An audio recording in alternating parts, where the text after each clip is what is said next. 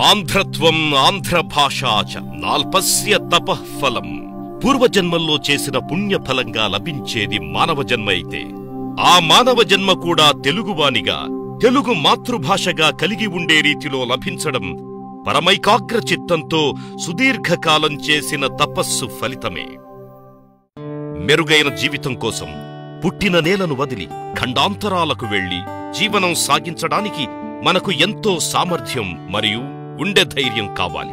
మన భారతదేశం ఇటువంటి ధైర్యవంతులకు పుట్టినిల్లు. వీరు అక్కడ సముపార్జించిన ఆధునిక విజ్ఞానాన్ని మరియు సాంకేతికతను తిరిగి మాతృభూమి అభివృద్ధికై ఇక్కడి ప్రజలకందించారు. క్రీస్తుపూర్వం 2వ శతాబ్దం అశోకుని కాలం నాటికే ప్రపంచం నలుచెరగులా తెలుగువారి వలసలు ప్రారంభమయ్యాయి. 18వ శతాబ్దం ప్రారంభంలోనే ఆంధ్రులు బ్రిటిష్ వలస దేశాలైన ఆఫ్రికా, కరీబియన్ దేశాలకు, 1850 నాటికి Burma, Malaysia, Singapore, Fiji, Mauritius, దక్షిణాఫ్రికా, ఇండోనేషియా, ఇంగ్లాండ్, ఆస్ట్రేలియా, ఇలా ఒక్కటేమిటి ప్రపంచవ్యాప్తంగా అన్ని ప్రాంతాలకి తెలుగు జాతి విస్తరించింది. 20వ శతాబ్దం ఆంధ్ర రాష్ట్రంలో చెప్పుకోదగ్గ మార్పులను తీసుకొచ్చింది.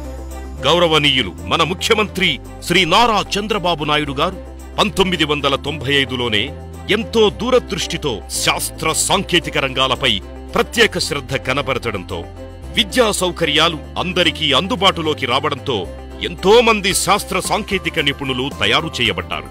ఈ సమయంలోనే పాశ్చాత్య ప్రపంచాన్ని Y2K సమస్య చుట్టుముట్టింది. తెలుగు భూమ్గా పిలువబడే సామూహిక భారీ స్థాయి సమాచార సాంకేతిక రంగ నిపుణుల వలసలు పశ్చిమ దేశాల వైపు సాగాయి. అదే సమయంలో గల్ఫ్ దేశాలకు వలసలు పెరిగాయి. వీరందరూ ప్రవాసాంధ్రులే, మన సహోదరులే. వీరందరిది ఒకటే మాట, ఒకటే భాష, ఒకటే సంస్కృతి. అదే తెలుగు, అదే మన వెలుగు.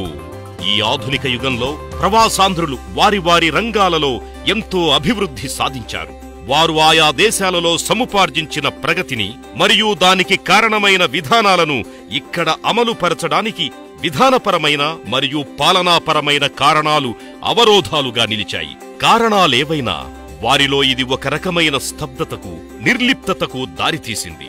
కానీ వారి మనసుల్లో మాతృభూమికి సేవ చెయ్యాలనే సంకల్పం మారలేదు. ఆంధ్రప్రదేశ్లో ఉన్న పేద విద్యార్థులకు సహాయం చేద్దామంటే ఏ సంస్థ ద్వారా పంపితే బాగుంటుంది, ఆ డబ్బు వారికి సరిగా అందుతుందా లేదా అని ఎప్పుడూ నాకు ఆ ప్రశ్నలు ఉండిపోయాయండి. ఇప్పటివరకు విదేశాల్లో నివసిస్తున్న తెలుగు వారికి అత్యవసర పరిస్థితుల్లో సహాయ సహకారాల కోసం ప్రభుత్వం నుండి ఏ విధమైనటువంటి సౌకర్యాలు లేవు. దీని ద్వారా ఇన్ని రోజులు మనకి చాలా దూరంగా ఉన్నామే, మనం కొన్ని ఎలాగా ఇండియాలో ఉన్న వాళ్ళ కొన్ని సమస్యలు ఎలాగా తీర్చాలి అనే దానికి గౌరవనీయులు మన ముఖ్యమంత్రి శ్రీ నారా చంద్రబాబు నాయుడు గారు ప్రవాసాంధ్రులంటే ఎవరో కాదు, ఎక్కడో పుట్టినగడ్డకు సుదూరంగా ఖండాంతరాలలో జీవిస్తున్న మన తెలుగు ప్రజలు. వారు కూడా మన రాష్ట్ర ప్రజల్లో భాగమే అని రాష్ట్రం లోపలి ప్రజల వలె వారి సంక్షేమం మరియు అభివృద్ధి తన బాధ్యతగా స్వీకరించారు. ప్రవాసాంధ్రులకు ఇక్కడి ప్రజల పట్ల, ప్రభుత్వ విధి విధానాల పట్ల, అలాగే ఇక్కడి ప్రజలకు ప్రవాసాంధ్రుల పట్ల ఉండే అపోహలను, అనుమానాలను తొలగించి వారిని తిరిగి మాతృభూమితో తమ అనుబంధాన్ని పెంపొందించేందుకు ఈ చారిత్రక పరిణామంలో వారికి కూడా భాగస్వామ్యం కల్పించడం ద్వారా సాధ్యపడుతుంది అని భావించారు మన ముఖ్యమంత్రి వర్యులు శ్రీ నారా చంద్రబాబు నాయుడు గారు. ఆంధ్రప్రదేశ్ గవర్నమెంట్ ఏపీఎన్ఆర్టీ కాన్సెప్ట్ తర్వాత అభినందనీయం.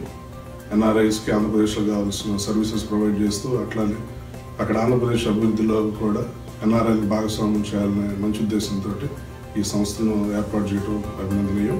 ప్రవాసాంధ్రుల సంక్షేమం మరియు అభివృద్ధిపై ఆయన దార్శనికతకు ఈ రోజు మనం సాక్ష్యం కాబోతున్నాం. ప్రవాసాంధ్రుల సంక్షేమం కోసం తన మాతృభూమి రుణం తీర్చుకునే సందర్భాలలో లేదా మరే ఇతర కారణాలపై వారు ఇక్కడికి వచ్చినప్పుడు వారికి మార్గదర్శనం చేసేందుకు రూపొందించిన పోర్టల్ apnrt.com. అంతేకాకుండా వారికిక్కడ ఎదురయ్యే విధానపరమైన మరియు ప్రభుత్వపరమైన ఇబ్బందుల్ని సత్వరం పరిష్కరించేందుకు ఎన్ఆర్టీ కార్పొరేషన్ ఏర్పాటు. apnrt.com మరియు ఎన్ఆర్టీ కార్పొరేషన్ కి సంబంధించిన కార్యక్రమాలను ఈ రోజున ఆయన ద్వారానే మనం తెలుసుకుందాం. వారి దార్శనికతను ఈ రోజున మనం దర్శనం చేద్దాం.